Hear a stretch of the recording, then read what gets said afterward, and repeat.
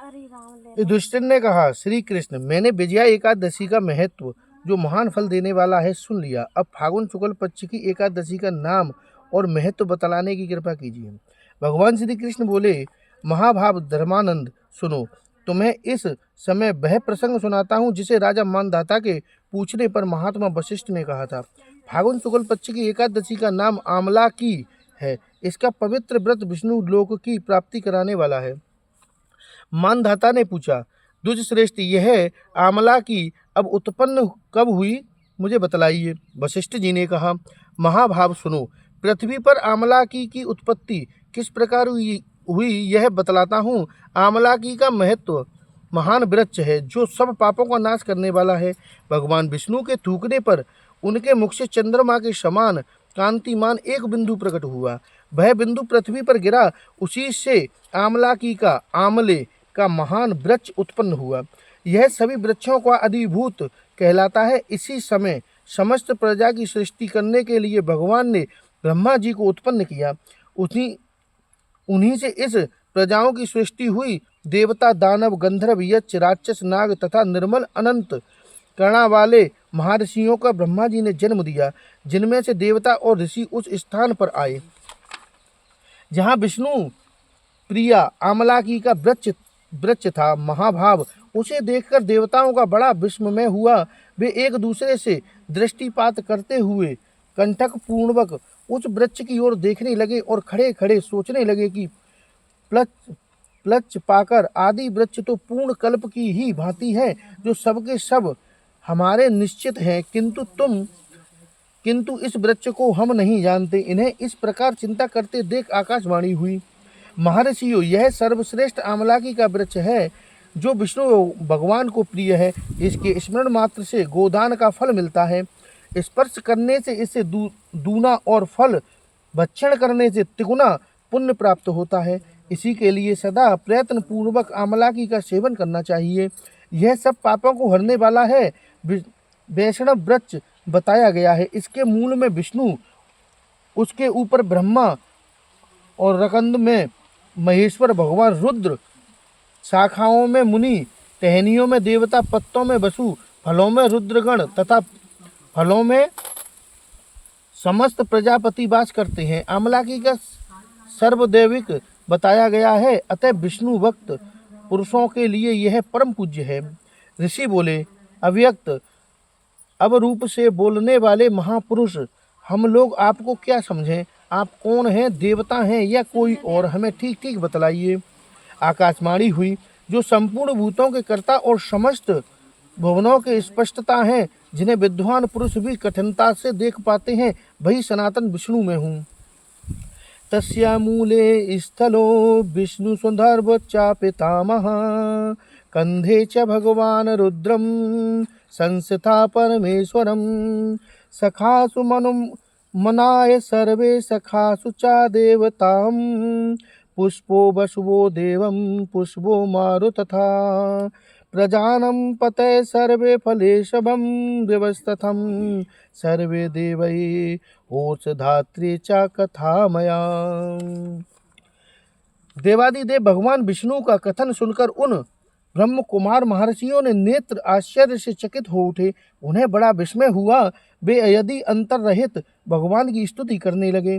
ऋषि बोले, संपूर्ण भूतों के आत्मभूत आत्मा एवं परमात्मा को नमस्कार है। अपनी महिमा से कभी संयुक्त न होने वाले अयुक्त को नित्य प्रणाम है। अंतर रहित परमेश्वर को बारंबार प्रणाम है। दामोदर कवि सर्वज्ञ और यज्ञेश्वर नमस्कार है। मायापते आपको प्रणाम है। आप विश्व के स्वामी हैं, आपको नमस्कार है। ऋषियों की इस प्रकार स्तुति करने पर भगवान श्री हरि संतुष्ट हुए और बोले, महर्षियों, तुम्हें कौन सा अभिष्ट वरदान दूं? ऋषि बोले, भगवान, यदि आप संतुष्ट हैं तो हम लोगों के हित के लिए कोई ऐसा व्रत बतलाइए जो स्वर्ग और मोक्ष रूपी फल प्रदान करने वाला हो। श्री विष्णु बोले, ऋषियों, फागुन शुक्ल पक्ष में यदि पुण्य पुष्प नक्षत्र से युक्त द्वादशी हो तो वह महान पुण्य देने वाले बड़े बड़े पातकों का नाश करने वाली होती है। द्विजवरों, उसमें जो विशेष कर्तव्य है उसको सुनो। आमलाकी का एक एकादशी में आंवले के वृक्ष के पास जाकर वहां रात्रि में जागरण करना चाहिए। इससे मनुष्य सब पापों से छूट जाता है और सहस्त्र गोदानों का फल प्राप्त करता है। विप्रगण, यह व्रत में उत्तम व्रत है जिसे मैंने तुम लोगों को बतलाया है। ऋषि बोले, भगवान इस व्रत की विधि बतलाइए, यह कैसे पूर्ण होता है? इसके देवता नमस्कार है, मंत्र कौन से हैं बताइए। बताए गए हैं। उसी समय स्नान और दान कैसे किया जाता है, पूजन की कौन सी विधि है तथा उनके लिए मंत्र क्या है, इन सब बातों का यथार्थ रूप से वर्णन कीजिए। भगवान विष्णु ने कहा, द्विजरों, इस व्रत की जो उत्तम विधि है उसको श्रवण करो। एकादशी को प्रातः काल दन धावनन करके यह संकल्प करें कि पुंडरीकाक्षक, हे यच्छ्रुत, मैं एकादशी को निराहार रहकर दूसरे दिन भोजन करूंगा, आप मुझे शरण में रखें। ऐसा नियम लेने के बाद पतित, चोर, पाखंडी, दुराचारी, मर्यादा भंग करने वाले तथा गुप्त निगामी मनुष्यों से वार्तालाप ना करें। अपने मन को बस में रखते हुए नदी में, पोखर में, कुएं में अथवा घर में ही स्नान करें। स्नान के पहले शरीर में मिट्टी लगाने का मंत्र, अश्वक्रांते रथक्रांते विष्णुक्रांते वासुंधरे नृतके हरे में पापम जन्म कोटम सर्वजतम। वसुंधरे, तुम्हारे ऊपर अवश्य और रथ चला करते हैं तथा वामन अवतार के समय भगवान विष्णु भी तुम्हें अपने पैरों से नापा था।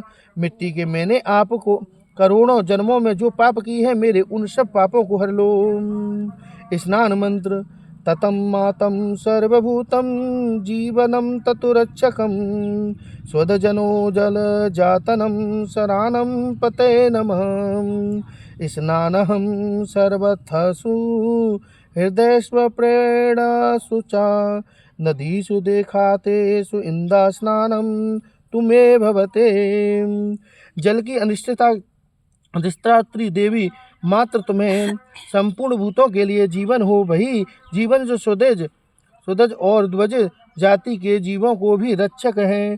तुम रसों की स्वामिनी हो, तुम्हें नमस्कार है। आज मैं संपूर्ण तीर्थों, कुंडों, झरनों, नदियों और देव संबंधी सरोवरों को स्नान कर चुका। मेरा यह स्नान युक्त सभी स्नानों का फल देने वाला हो। विद्वान पुरुषों को चाहिए कि वह परशुराम जी की सोने की प्रतिमा बनवाएं। प्रतिमा अपनी शक्ति और धन के अनुसार या एक आधे मासे सर्व की होनी चाहिए। स्नान के पश्चात घर आकर पूजा करें और हवन करें। इसके बाद सब प्रकार की सामग्री लेकर आंवले के वृक्ष के पास जाएं। वहां वृक्ष के चारों ओर की जमीन झाड़ फुहार लीप पोत कर शुद्ध करें। शुद्ध की हुई भूमि में मंत्र पाठ पूर्वक जल से भरे हुए नवीन कलश की स्थापना करें। कलश में पंचरत्न और दिव्य गंध आदि देवदेश्वर चंदन से उसकी चर्चित करें। कंठ में कुल की माला, फूल की माला पहनाएं। सब प्रकार के धूप की सुगंध फैलाएं। जलते हुए दीपक को श्रेणी सजाकर रखें। तत्पर्य है कि सब ओर से सुंदर एवं मनोहर दृश्य उपस्थित करें। पूजा के लिए नवीन छाता, जूता और वस्त्र भी मंगवा रखें। कलश के ऊपर एक पात्र रखकर उसे दिव्य लाजो सीकों से भर दें। फिर उसके ऊपर सर्व में परशुराम जी की स्थापना करें।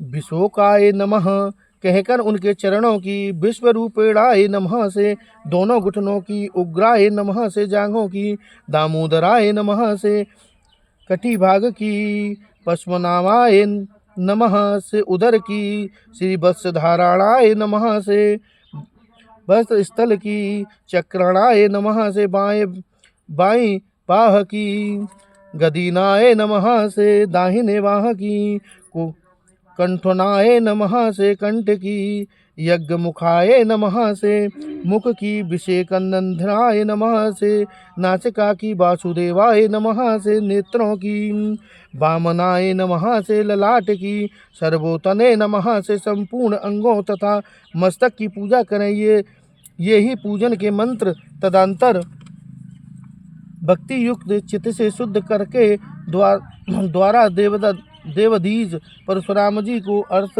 प्रदान करें। अर्थ का मंत्र इस प्रकार है।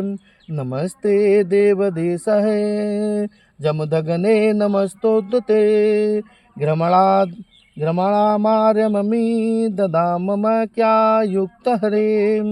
देव देवेश्वर जगन्नाथ विष्णु श्री विष्णु स्वरूप परशुराम जी, आपको नमस्कार है, नमस्कार है। आंवले के फल के साथ दिया हुआ मेरा यह अर्घ ग्रहण कीजिए।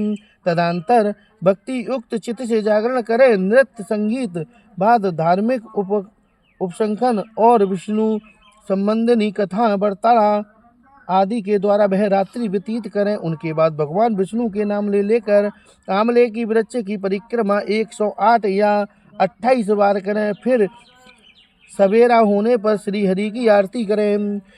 ब्राह्मणों की पूजा करके वहाँ की सब सामग्री उसे निवेदन कर दें। परशुराम जी का कलश, 2 वस्त्र, जूता आदि सभी वस्तुएं दान कर दें और यह भावना करें कि परशुराम जी के स्वरूप में भगवान विष्णु मुझ पर प्रसन्न हों। तत्पश्चात आंवले की स्पर्श करके उनकी प्रदक्षिणा करें और स्नान करने के बाद विधि पूर्वक ब्राह्मणों को भोजन कराएं। तदंतर कुटुंबियों के साथ बैठकर स्वयं भी भोजन करें। ऐसा करने से जो पुण्य होता है वह सब बतलाता हूँ, सुनो। संपूर्ण तीर्थों के सेवन से जो पुण्य प्राप्त होता है तथा सब प्रकार के दान देने से जो फल मिलता है वह सब उपयुक्त विधि के पालने से सुलभ हो जाता है। समस्त यज्ञों की अपेक्षा भी अधिक फल मिलता है, इसमें तनिक भी संदेह नहीं है। यह व्रत सब व्रतों में उत्तम है जिसका मैंने तुम्हें पूरा वर्णन किया है। वशिष्ठ जी कहते हैं, महाराज, इतना कहकर देवेश्वर भगवान विष्णु वहीं अंतर्ध्यान हो गए। तत्पश्चात उन समस्त महर्षियों ने उक्त व्रत का पूर्ण रूप से पालन किया। नृपश्रेष्ठ, इसी प्रकार तुम्हें भी इस व्रत का अनुष्ठान करना चाहिए। भगवान श्री कृष्ण कहते हैं, युधिष्ठिर, यह दुर्लभ व्रत मनुष्य को सब पापों से मुक्त करने वाला है। बोलो श्री भगवान की जय।